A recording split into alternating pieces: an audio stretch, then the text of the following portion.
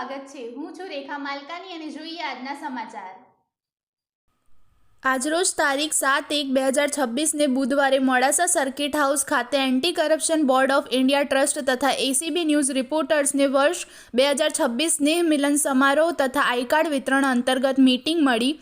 મીટિંગની શરૂઆતમાં anti corruption board of India ટ્રસ્ટના Gujarat president doctor Bamaniya સાહેબ દ્વારા સ્વાગત પ્રવચન કરવામાં આવ્યું તથા ACB news anti corruption board of India ટ્રસ્ટની કામગીરી વિશે જાણકારી આપવામાં આવી અને આવેલ મહેમાનોનું શાબ્દિક સ્વાગત તથા ફૂલહારથી સ્વાગત કરવામાં આવ્યું।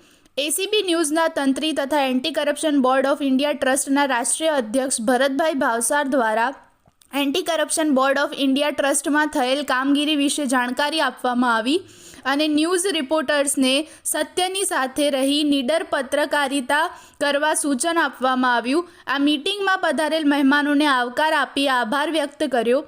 મીટિંગમાં પધારેલ નિલેશભાઈ જોશી દ્વારા બંને સંસ્થામાં સૌ સક્રિય કામગીરી કરે અને નામના મેળવે તેઓ આવકારવામાં આવ્યા।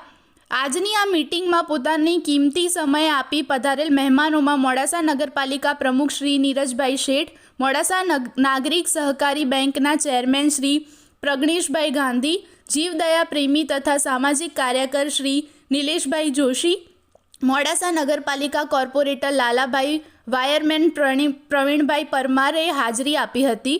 Anti corruption board of India ટ્રસ્ટના 7 વર્ષ પૂર્ણ થતાં તથા એસીબી ન્યૂઝના 5 વર્ષ પૂર્ણ થતાં આ સ્નેહ મિલન સમારંભ યોજાયો।